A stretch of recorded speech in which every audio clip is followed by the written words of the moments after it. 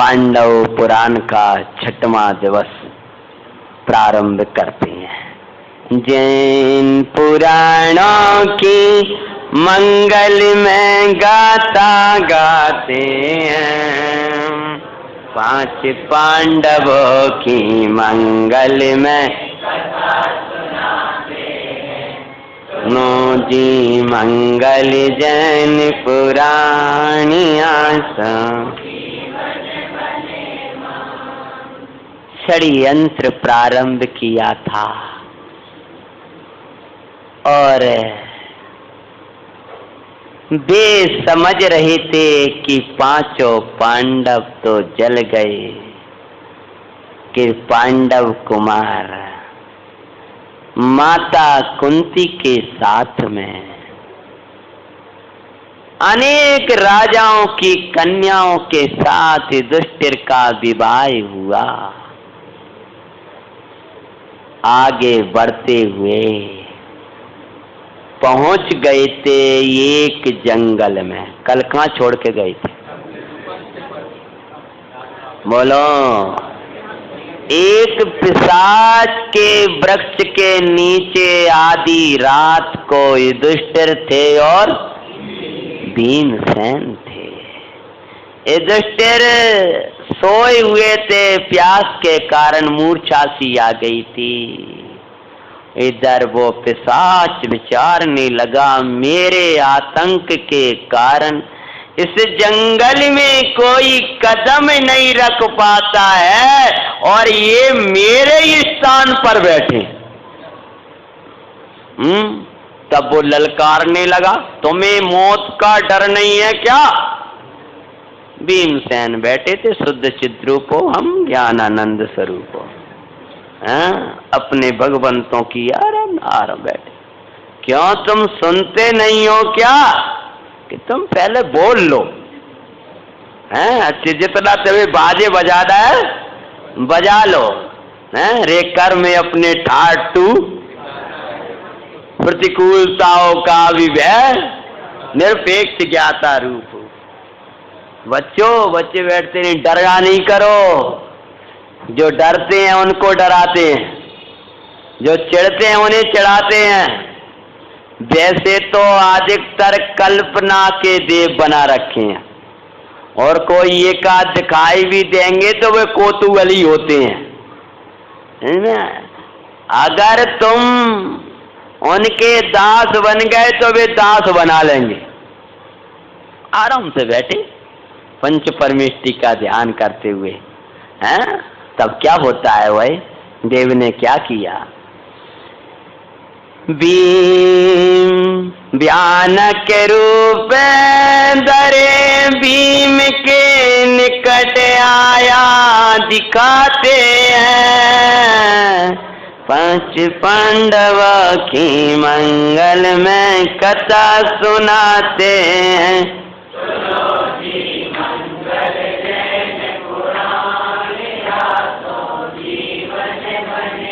दूर से अट्टहास करने लगा, आगे फेंकने लगा। भीमसेन बोले, अगर तुम्हें बल है ना तो आजा सामने। ऐसे ऊपर से क्यों फेंक रहा है आगे वागे? आजा हमारे जैसा। तो वो आ गया लड़ने के लिए। कौन से? भीमसेन से, जो लड़ने के लिए आया है। कौन आया है? हाँ, वो बैंतर जाति का देव, पिशाच जाति। पिशाच होते भूत पिशाच। ये कोई वैसे 50 नहीं होते जैसे तुमने कल्पना कर रखी। सर्वांग सुंदर होते हैं, इनके स्थान सुंदर होते हैं। तो मुझे भटकते क्यों हैं? कहते तो हैं भटक रहे। भटकते कुछ नहीं है। इनको तो कौतूहल जागता है, जैसे तुम्हें कौतूहल हो जाता है थोड़ा बाहर घूमे आए, इधर करे आए उधर करे आए। ये तो अच्छो मंदिर है। उपयोग भटकाते हो। जान दो ये बैंतर कौन बनते हैं? इनका चित्त नहीं लगता है, एक जगह वे ठहर नहीं सकते। ऐसे ही ये पूजा में भी पूजा भी करते जाते हैं। हाँ, थोड़ा मन भी भटकाते जाते हैं। तो वो बंधे हुए पुण्य से अगर बनेंगे तो कौन बनेंगे? बैंतर। नहीं आई समझ? जो धर्म ध्यान करते हुए भी चित्त को क्या करते रहते हैं? भटकाते रहते हैं। वो आ गया भीमसेन के निकट भयानक रूप धारण करके जब क्या किया, भीम से पकड़, बिल्कुल नहीं डरे भी, क्या कर लिया उसको, मुष्टिकाओं का प्रहार कर। समझ गए? मुष्टिकाओं का कौन में मार रहे हैं? भीम में, बिल्कुल डर नहीं। क्या बल था भीम के पास बताओ? पहला बल बताओ, निर्भयता। पहला बल क्या था? निर्भयता, निसंगता, पंच परमेष्टि की भक्ति, चैतन्य स्वरूप की दृष्टि। वे कह रहे थे तुम तुम्हारे पास दैवीय शक्ति है तो मेरे पास जिन भक्ति है। तुम अपनी शक्ति दिखाओगे तो मैं भी अपनी शक्ति दिखाऊंगा। कुछ नहीं डरे और मुष्टिकाओं का प्रहार करने लगे। और प्रहार करते हुए क्या होता है, जब वो भीम उस पर हावी हो गए और उसका बल कुछ ना चले। क्यों?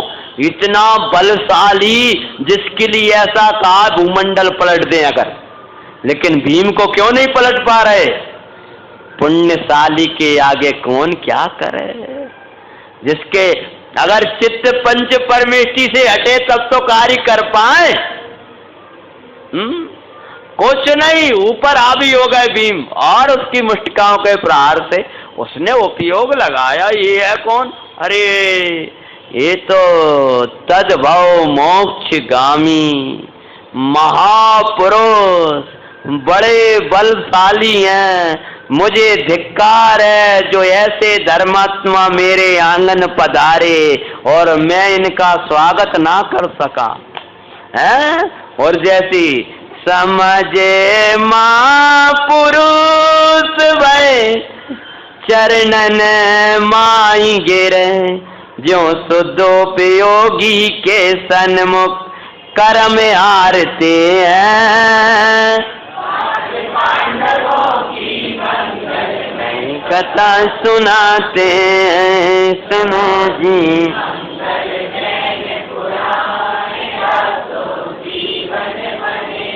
पुण्यात्मा धर्मी जन्मों के देवी बिहार जाए, पंच परमेष्टि जिनके चित्त में उनको ही हरा न पाए। कैसे कर्म के उधर आते रहे। जिसके चित्त में भगवान पंच परमेष्टि हैं, उनके द्वारा बताया हुआ अपना चैतन्य तत्व है, उसको कोई हरा सकता नहीं है। कर्म को हराएंगे, कर्मों से नहीं हारेंगे।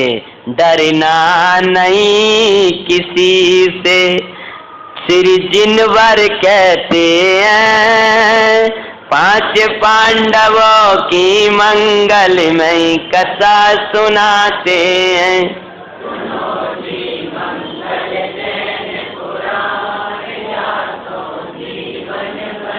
वो चरणों में गिर गया, हे महापुरुष मेरे अपराध को क्षमा करो। मेरा सौभाग्य है आप मेरे स्थान विषय पधारे। और चरणन में गिर गया, जयकारा लगाने लगा। और भीमसेन बोले, स्थान को किसी को अपनों मत मानो, जो भी आए आज के बाद किसी को डराओगे नहीं हैं, सबका सहयोग करोगे। अरे धर्म को धारण करो, का तुम ये कौतूहल करते रहते हो। बार बार भीम की स्तवन किया और चला गया। उसी समय क्या होता है, राजकुमारी हिडम्बा को विद्याधर बैठ करे। इधर एक विद्याधर वहीं घूमता रहता था कि जो इस पिशाच को वशीभूत करेगा वो इस राजकुमारी का स्वामी होगा। बड़ी विडौड़ा है ऐसी। इधर दर्शन होए को पर विजय पाई, उधर सम्यक आया। जो इस पिशाच को, क्योंकि भविष्यवाणी यही थी कि उस जंगल में एक पिशाच रहता है जहाँ सबका आतंक रहे, कोई आ नहीं पाता है। तो ये राजा तो जा नहीं पाए, पर विद्याधर जानते हो, वो नीचे नहीं उतरते थे, वो तो ऊपर से ही देख जाते थे। अब वो देखते हुए आए कि आज कोई व्यक्ति आया है जो लड़ाई चल रही, तो दूर से देखता रहा। कब तक देखता रहा है? जब तक वो चरणों में नहीं गिर गया। जो चरणों में गिराया सोई। ऐसे जो स्वरूपा चरण में गए, दर्शन मोह परास्त हुआ, सोई मुक्ति सुंदरी वरमाला लेकर के आ गई, यानी सगाई हो गई। अभी शादी तो बाद में होगी ना, लेके आ गए बस, समझ में। दर्शन मोह से जो हारते नहीं है, दर्शन मोह को हराते हैं। मिथ्यास से हारे नहीं, अभी तू मिथ्यास को हराया। और अनादि से इस जीव ने मिथ्यास से हारा है, और मिथ्यास से हारा इसलिए कर्मों से हारा। और क्या किया है? राजकुमारी हिडम्बा का को विद्याधर भेंट करे, सिंह गोस निपया कर भीम के संगई ब्याह करे। उसी समय सिंह घोष राजा आए, और जब विद्याधर के द्वारा समाचार मिला, और बड़े उल्लास के साथ में अपने राज्य में ले गए। और जैसे ही युधिष्ठिर को, अर्जुन को, भीम को, जितने थे ना, सभी को एक साथ ले गए, और वहां भीम के साथ सिंह घोष राजा की शील परायण कन्या हिडम्बा के साथ में क्या हो गया? अब तुम विवाहों में रुकते हो, तो हम तो रुकते नहीं, हम तो आगे बढ़ रहे। हाँ, तो तुम्हें देख रहा है कैसो विवाह भाव का भाव, तो पुराण में देखियो, पांडव पुराण। हाँ, हम तो आगे बढ़ा के चैत्र मुक्ति सुंदरी को पहुंचा दे। अभी कुछ दिवस वहीं रुके, घटुक पुत्र का जन्म दिखाते हैं, पांडवों की मंगल में।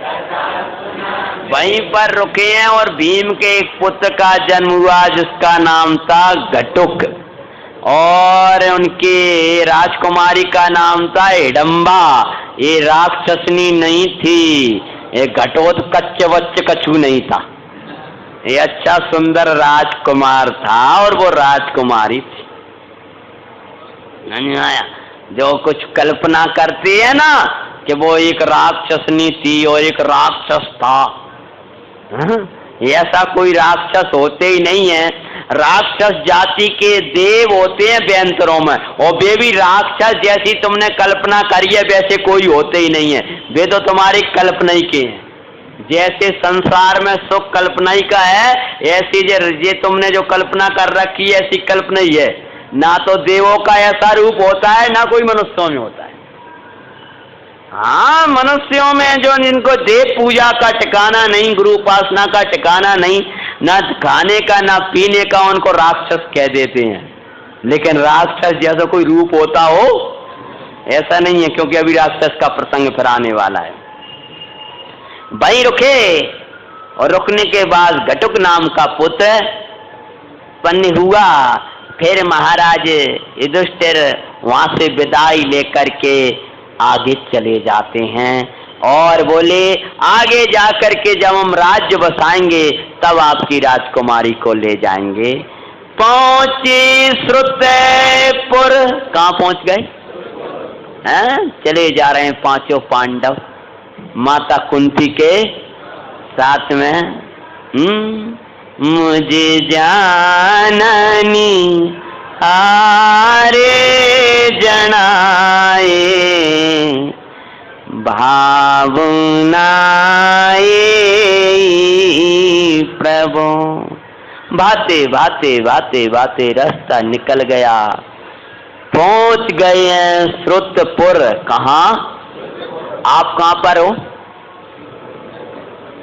जबलपुर। कहाँ हो? ये श्रुतपुर है, वो तो नाम का श्रुतपुर था। ये श्रुत मतलब जिनवाणी का स्थान, ये श्रुतपुर है, वो तो नाम का श्रुतपुर था। पहुंचे श्रुतपुर एक सृष्टि के घर में बास करें। जैसे निकल रहे थे, एक धर्मात्मा सेठ से पूछा, यहाँ कोई आवास है क्या? हमको एक रात्रि बिताना है। सेठ बोले, आवास? अरे देख करके, आप कौन? बोले, भाई जो ऐसो है, आप तो हमें आवास बताओ, कोई स्थान हो, क्योंकि हमारी चर्या बन जाए, हमें प्रातः जिन दर्शन आदि करके यहाँ से निकलना है। जो नाम सुना क्या? सोई सेठ ने, अरे आप तो जिन धर्मी, अरे मेरा घर ही तो आपके लिए खुला है, पधारो। यद्यपि मैं संकट में हूँ, लेकिन धर्मात्मा की विशेषता होती है कि अपने संकट को भुला दिया करते हैं और धर्मात्मा का स्वागत करने लगे। पधारो पधारो, बड़ी सुंदर व्यवस्था उनके निवास की करी है, साधर्मी साधर्मी में साचा सगापन होए है। क्यों भैया, कितने भाई हैं आपके? चलो ये तो भैया का उपयोग है। बोलो प्रशांत, कितने भाई हैं? तुम तो अभी सही सही बता दोगे क्या बात, इधर बोलोगे अब, लेकिन भीतर से बोलो, भीतर से। हाँ, जब भी पूछा जाएगा कितने हैं, आप कितने भाई हो, यही कहो एक है, दो है और है ही नहीं है। एक बार तो कोई आया, भैया हमारे तो कोई भैया ही नहीं है। शाबाश, हमने बोल रहा है भैया हमारे कोई भैया ही नहीं है, तो हमें सामने ही मार रहे हो। हमने कहा एक और भैया कह रहे हो, अरे ये सब नहीं नहीं नहीं, सगे नहीं है, सगे नहीं है। वैसे तो हैं, तो सगे हैं कि लगे हैं? ये सब साधर्मी बेबल की लगे भाई हैं, शरीर के साथ लगे, वे लगे के साथ लगे हैं, और ये सगे हैं। कैसे हैं सगे? अरे तुम्हारे पिताजी का नाम क्या है? बोलो साहब, अब आज तुम्हें ही पकड़ रहा है। हरेंद्र तो भगवान हमारे ही भाई। और तुम्हारी माँ का नाम क्या बेटे? जिनवाणी माता। और इसकी? हाँ, तो वही मम्मी वही पापा। तुम्हारी भाषा बोलना पड़ रही, क्या करे है? तो बोलो सगे भाई के नहीं है। साचा सगा पना तो साधर्मी में होए है। सत्ता स्वरूपकार कहते हैं, जितना अनुराग लौकिक स्त्री पुत्रादिक से है, उससे अनंत गुना अनुराग बीतरागी देवसाद गुरु से या धर्मी धर्मात्मा धर्मायतनों से नहीं है। तो तू गीत मिथ्या दृष्टि है। पकड़ में आया? जितना अनुराग उधर है, उससे अनंत गुना अनुराग देवगुरु धर्म के प्रति नहीं है, धर्मी धर्मात्मा धर्मायतनों से नहीं है। तो तू महादुखी है, गृहीत मिथ्यात्वी है। और जितना अनुराग प्रभु से है, उससे अनंत गुना अनुराग अपने चैतन्य से नहीं है, तो अगृहीत मिथ्यात्वी है। समझ में आए? उधर से अनंत गुना इधर आए और इधर से अनंत गुना इधर आए हैं। निश्चय धर्म के आधार स्वधर्मी और व्यवहार धर्म के आधार साधर्मी।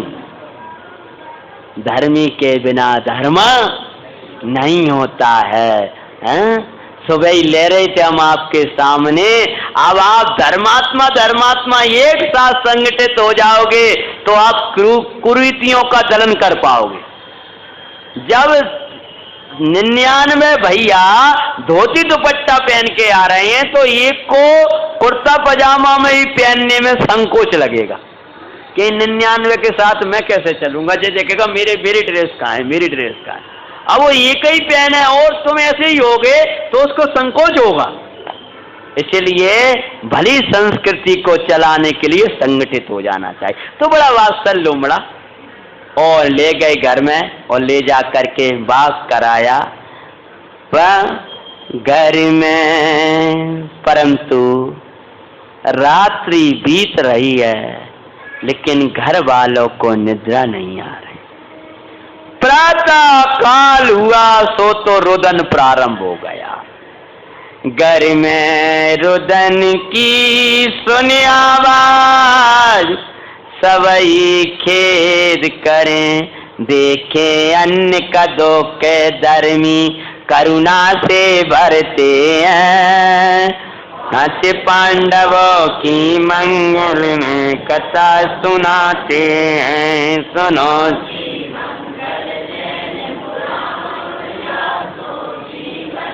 जब देखा तो सबकी निद्रा खुल गई कि रुदन की आवाज कैसे सुनाई दे रही है। पांचों पांडव खेदित हो गए, जिसने हमारा ऐसा स्वागत किया, उनके कौन सा संकट आन पड़ा है। धर्मात्मा की रीति होती है, धर्मात्मा अपना दुख सह सकता है परंतु किसी दूसरे धर्मात्मा का नहीं।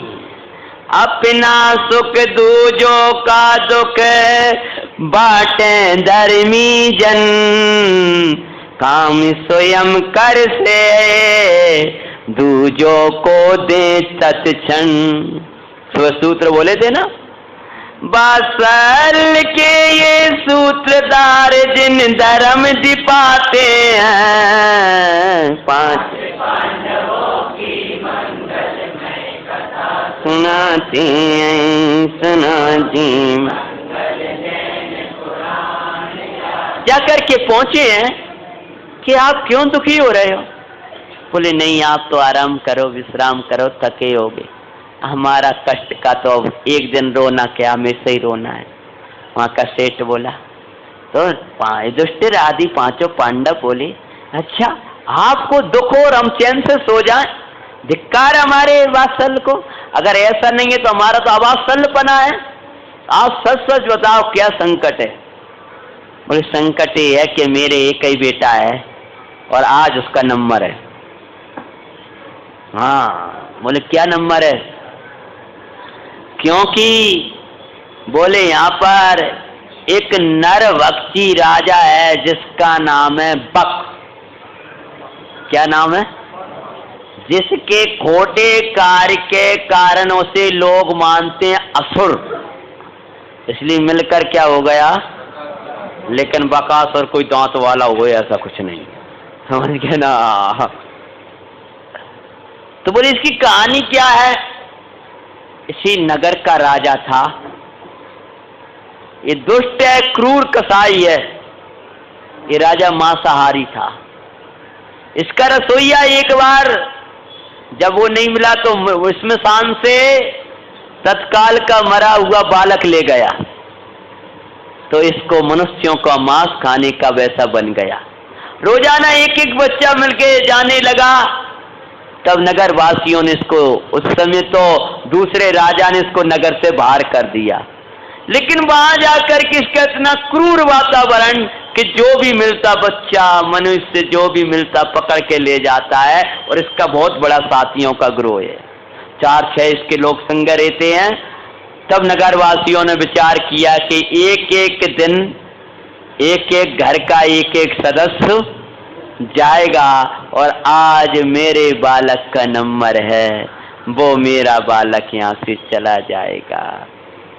तो भीमसेन बोले ऐसे कैसे जाएगा। तो वही लोग बोल रहे हो, अरे सादरवी के लिए तो प्राण भी दिए जाते हैं। नहीं, अतिथि हमारे यहाँ देव के समान होता है, वहां भी ये शब्द है। आप हमारे साधर्मी हो और धर्मात्मा का उपयोग लौकिक कार्य के लिए नहीं किया जाता है। मैंने आपको घर रोकाया, इसका अर्थ है कि ये माता तुम्हारी एक पुत्र को कम कर दें कि नहीं, मेरा भीम कभी कम नहीं होने वाला है, वो सबको कम करे आएगा।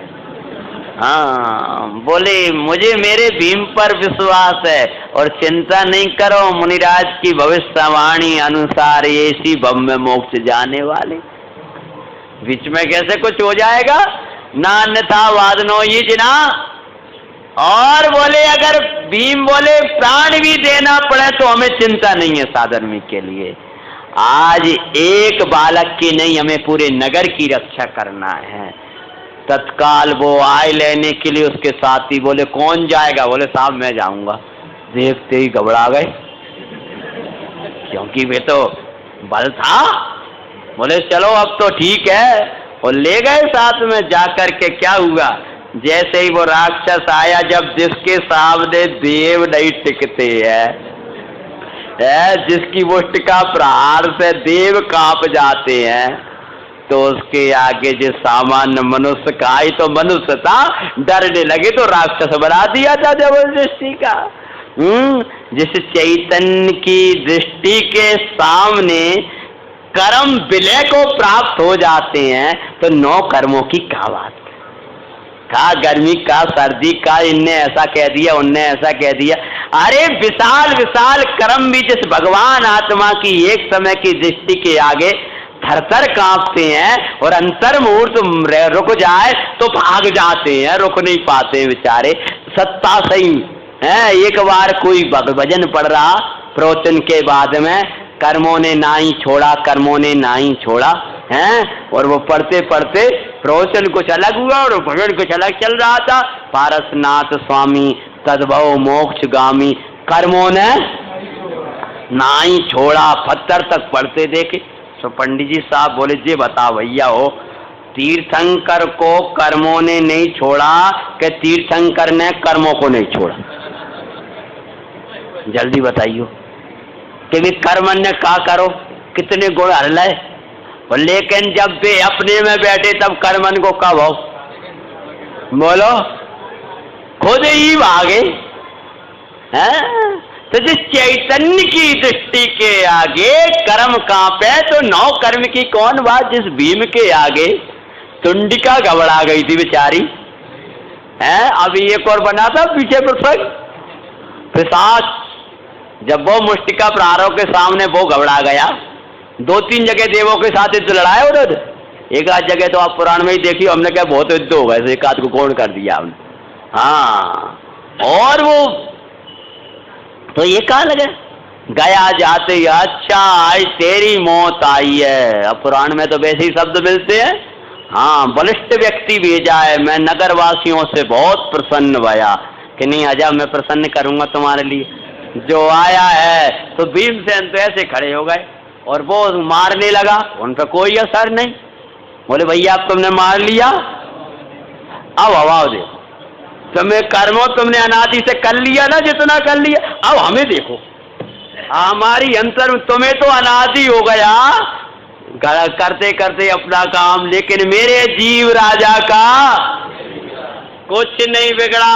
अब तुम देखो हमारी दृष्टि, जब हम चैतन्य की दृष्टि करें तो मूल ही नस गया, और चैतन्य में वृत्ति रमे तो मूल से ही नाश करायो है।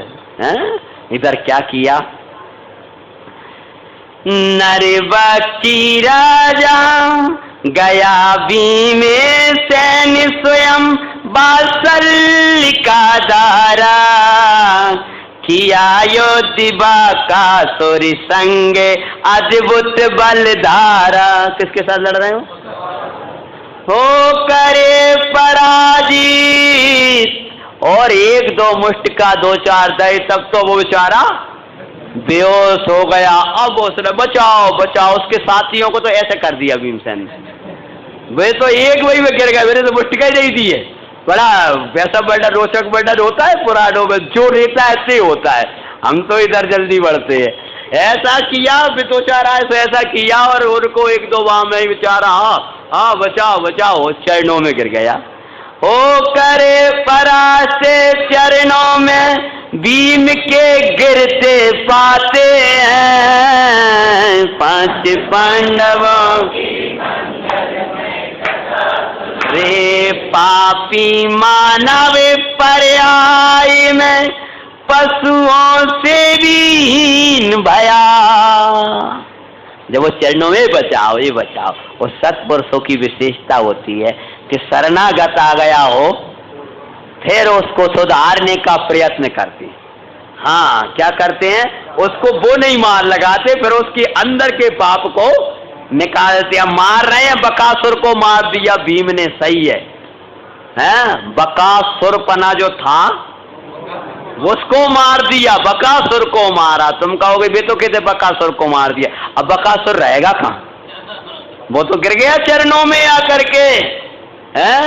और बोला क्षमा करो अबे पाप होगा ना, मुझे क्षमा कर दो, मुझे क्षमा। अरे मैं क्या क्षमा करूंगा, तूने जिसने पाप बांधे सप्तम नरक। मुझे जब बताया क्या उपाय है, बोले मैं कोई गुरु नहीं हूं, जा निर्गंथ मुनियों के निकट, वो तुझे उद्धार करेंगे। आंखों में अश्रु बहने लगे। भीम ने जब स्वरूप बताया धर्म का, रे पापी प्रजा तो पुत्रवत होती है, तूने अपने पुत्रों का ही खाना शुरू कर दिया। आज तेरी जो हीन दशा हो रही है, तेरे ही दशा परिणाम से हो रही है। बार बार क्षमा याचना करी, स्थान ही छोड़ करके चला गया विरक्त होकर, पापों का त्याग करके। जब इधर नगरवासी सोच रहे कि देखो हम पहले ही सोच रहे थे क्या कि गया, ये भी चला गया विदेशी का, विदेश का राजकुमार था। जब पता चला कि भीम तो चले आ रहे हैं, उन्होंने एक प्रसंग और है, मुझसे क्या माफी मांगता है, नगर वासियों से क्षमा मांग, क्योंकि मेरा अपराधी नहीं है। फिर जाना, जाकर एक एक के चरणों में गिरने लगा। जब चरणों में गिरने लगा और चला गया तो नगरवासी बहुत प्रसन्न हुए हैं।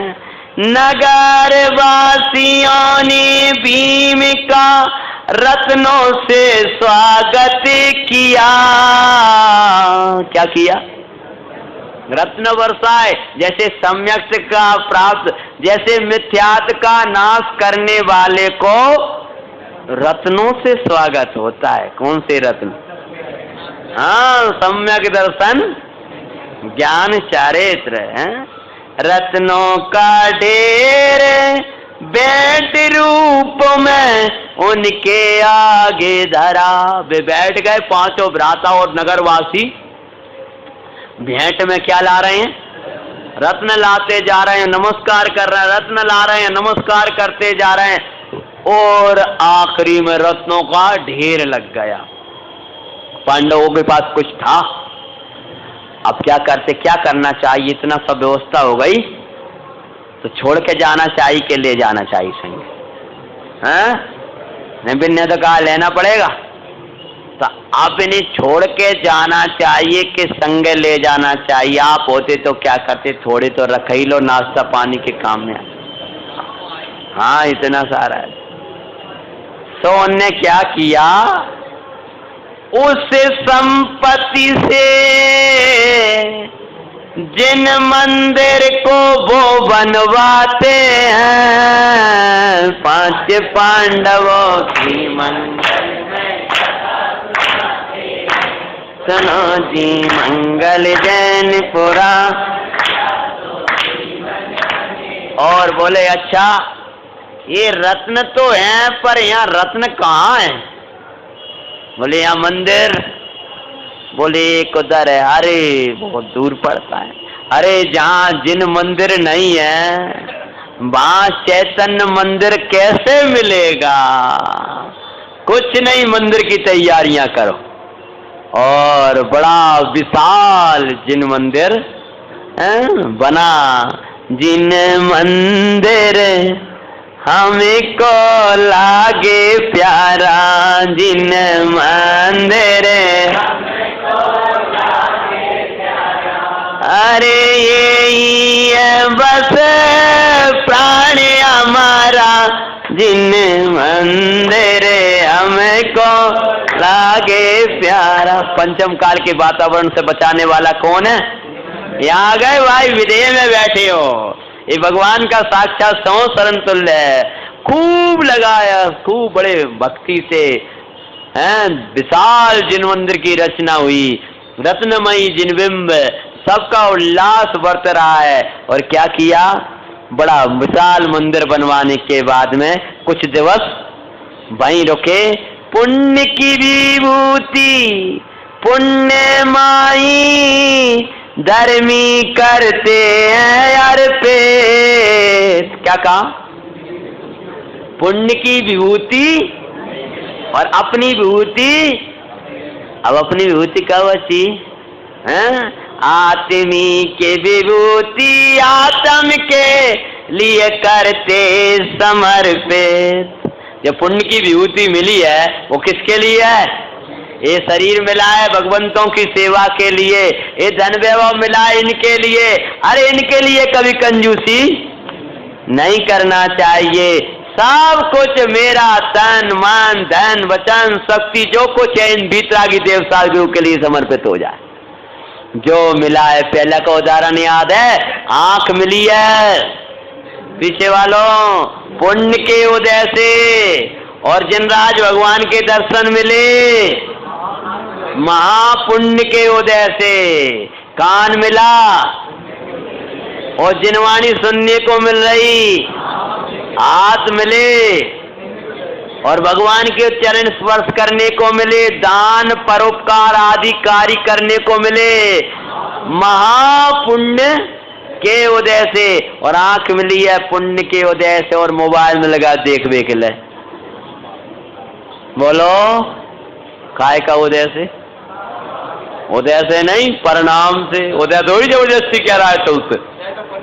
हाँ, काय का पुण्य का है तो वही पुण्य का कहोगे तो दूसरे को कहो ही है उस पुण्य को हम पुण्य ही नहीं कहते हैं। हमें ये प्रभु वो पुण्य नहीं चाहिए जिससे ये धूल मिले। अगर पुण्य भी बंधा हो तो वो मिले जिससे हमें मूल मिल जाए। ऐसा पुण्य नहीं चाहिए। पुण्यम समग्र मय में। फिर भी बनेगा तो हमें, फिर भी बनेगा तो सही। तो क्या मांगा है? जचू नहीं पुनि नारी राजी परिजन सातो जी। बुधिया चाहूं तब भक्ति भव भव दी। बड़ा विशाल जिन मंदिर की रचना कराई और चतुर्मास पूरा किया। क्या किया? चतुर्मास कर फिर बिहार आगे को करते हैं 5 पांडवों की।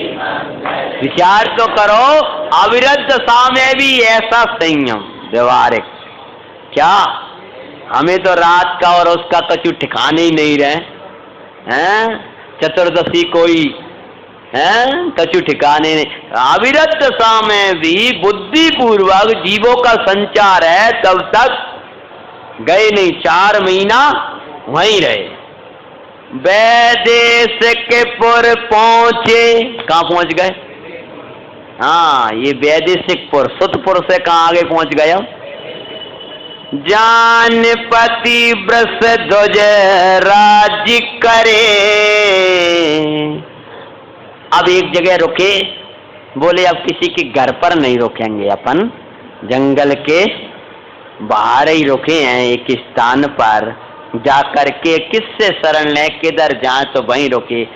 तब बोले अब भोजन की व्यवस्था होनी है। तो बोले भीम भैया भोजन। बोले तुम लोग सब बैठो, हम जाते हैं। तो काय के लिए गए थे वे? विप्र वेश में थे ना। तो अब देखो, आप लोग सोच रहे होंगे अब भोजन के लिए वहां जा रहे हैं, अरे थोड़े से रख लाते तो काम में आ जाते। अब देखो भी रख के नहीं लाए, देखो कैसे रखे होते हैं। आपका लिखा कहेंगे अब वहां लिखा तो वहां तो सीधे लिखा भिक्षा भोजन को गए। मान लो राज वहां गए हैं जाकर के, और जाकर के गए भिक्षा लेने पर निज कन्या बैठ कर। बड़ी विचित्रता है। हम लोगों तो विचित्रता दिखाई देती, ये पुण्य की भी बड़ी है। वे गए माँ और महारानी बोली कि आज आ रहा है ये जो ब्राह्मण आ रहा है, यही हमारी कन्या के योग्य वर है, क्योंकि ये समय भी वो ही है और इसका शरीर भी वैसा ही है जैसा निमित्त ज्ञानी ने कहा था कि एक ब्राह्मण वेशधारी बलिष्ठ सुंदर राजकुमार आएगा ब्राह्मण के वेश में, लेकिन है महान नगरी का राजकुमार। स्वांग को मत देखो, स्वरूप को देखो। स्वांग में तो क्या लिए था, भिक्षा के लिए गए थे, और जैसे ही पता चला तो राजा नीचे बोले विप्रवर काय के लिए आए, भिक्षा के लिए? बोले हाँ, तो मेरी कन्या लो। गए भिक्षा लेने, तब क्या होता है, तुम विप्र नहीं क्षत्रिय हो। क्या बोले कि अभी यार इसका रहस्य खुलवाते हैं।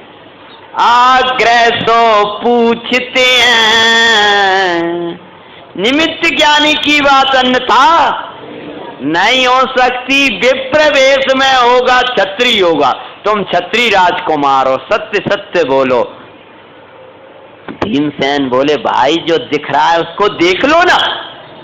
कि नहीं, शुद्ध दृष्टिवंत दिखता है उसको भले नहीं देखें, लेकिन उनकी दृष्टि कोई भीतर होती है, स्वांग पे नहीं होती, स्वरूप पर होती है। स्वांग में नार की त्रियंत्य मनुष्य देव दिखाई देते हैं, लेकिन ये नहीं ग्रहण करता ज्ञानी। ज्ञानी तो स्वरूप ग्रहण करता है, पर्यार्थिक चक्षु को बंद करके खुली हुई द्रव्यार्थिक चक्षु से देखता है और सिद्ध रूप दिखाई देता है। जब कहा कि क्षत्रिय हो तो हाँ, क्षत्रिय हो तो फिर क्या है, परिचय विवाह की न पे अरज करता। बोले मेरी कन्या के साथ विवाह करो और ये सब संपत्ति लो। तब भीमसेन क्या बोले, बोले भीम गुरुजनों की सम्मति बिन एक कारज नहीं हो सकता। क्या बोले, वहीं के शब्द हैं, गुरुजनों की सम्मति के बिना मेरे ज्येष्ठ भ्राता युधिष्ठिर हैं, मेरी माँ कुंती हैं, वो नगर के बाहर ठहरे हुए हैं। जब तक उनकी अनुमति नहीं मिलेगी तब तक आपकी कन्या का विवाह हम नहीं करेंगे। बस इतनी अनुमति है, हम तो भोजन की सामग्री लेकर के जा रहे हैं कि आप जैसे महान धर्मात्मा ऐसे भोजन करें। तत्काल बुलवाए स्वागत कराने, किन के लिए? हाँ, आप कह रहे थे थोड़े से रत्न रख लाते, इतने से रत्न से क्या हो जाए? हाँ, इतने से रख लाते। अरे राजा स्वागत करे वो पुण्य, चक्रवर्ती स्वागत करे वो उनको होता है जो जिनेंद्र के चरणों में झुका करते हैं, जो अपना सर्वस्व इनको अर्पण करते हैं। पुण्य की विभूतियां स्वयं उनके लिए सब कुछ समर्पित करने को तैयार हो जाती हैं। और क्या किया, पापरी बुलवाया ये दुष्टर संग शेष भ्राता हो बा माता को ले सम्मति दिशा नंदा। क्या नाम था? हाँ, बड़े डम्बा था। और दूसरा, हाँ, विवाह किया तभी का गए भिक्षा का निप कन्या देता, विचित्रता दिखाते हैं 5 पांडवों की कथा सुनाते हैं। सुनो जी मंगल जैनपुरा। और आगे बढ़ते बढ़ते भांसे भी विवाह किया और आगे बढ़ गए। पहुंचे हैं एक पर्वत पर। दूर से ही उस पर्वत पे तो नहीं चढ़े, लेकिन एक ध्वजा फहरा रही थी। तेरे देशो संदेशा। क्या था? जिन मंदिर था, विचारने लगे शिखर इतना सुंदर है, तो बोलो मंदिर कैसा होगा? और मंदिर ही सुंदर है तो परमात्मा कैसे होंगे? और परमात्मा ही सुंदर है तो परमात्मा जिसे दिखा रहे हैं वो कैसा होगा? अब कैसा कैसा बंद करो, वो भीतर है, देखो अब यहाँ भी कैसा होगा, कैसा होगा? उसकी चर्चा, जिसकी चर्चा, वो कैसा, वहाँ बोलो, वो कितना सुंदर होगा, सुंदर होगा। पंडित जी ने तो अपने प्रेरणा करने के लिए कहा, अब तुम भी कह रहे वो कितना सुंदर होगा, वो कितना सुंदर होगा। जैसे अपना नाम ले लो, कार्णिक कितना सुंदर होगा, कार्णिक कितना सुंदर होगा। कोई पागल होगा इतना होगा क्या? देख नहीं सकता कितना सुंदर है जाके दर्पण के सामने? ऐसे ज्ञान दर्पण में चैतन्य को देख ले। अनुभूति में दर्शन होते, बोलो याद है? अनुभूति में दर्शन होते, को आगे होगा भजन कहीं से मूल्य है ना, उसी की हम बना के उस भगवान आत्मा के दर्शन कब होते हैं? अनुभूति में दर्शन होते। मात्र चर्चा सुनते करते में नहीं हो जाएंगे, गए और मंदिर के लिए पूरी सीढ़ियां चढ़ गए। जब मंदिर दिखाई दिया है, चैतन्य दिखाई देगा, साफ चढ़ जाओगे ऊपर। और वहां पहुंचे हैं, लेकिन किवाड़ बंद था। सबने यत्न किए, लेकिन किवाड़, तब भीमसेन से बोले कि भैया भीम, भगवान के दर्शन बिना तो नहीं जाए। तो किवाड़ थे वज्र के, और जो वज्र के कपाट भीम ने हाथ लगाया और खुलते हुए चले गए। और इधर कपाट खुले, उधर एक देव आ गया और हाथ में लिए था एक विशाल गधा। गधा बोलते हो? हाँ, विशाल शत्रु, ऐसा गधा कि शत्रु को छू भी जाए तो मरण हो जाए। अब ऐसा गधा लेकर एक देव आया है, वो भीमसेन जी के संग युद्ध लड़ेगा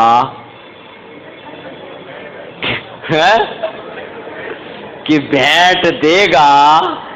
एक आध फिर राजा भी कछु भेंट ना देने लगे, तासे अपन यही बराबर दे रहा है। उधर वे दर्शन कर रहे, इधर भेंटें आ रही हैं। क्या सिद्धांत के साथ कल पहुंचेंगे अर्जुन की कहानी के तरफ। द्रौपद राजा का राज्य, और द्रौपदी के साथ एक कन्या नहीं, दो कन्या है वहां। हाँ, और फिर पुनः क्या मिलन होगा, वो विषय अपन आगे बढ़ाएंगे। ओम नमः।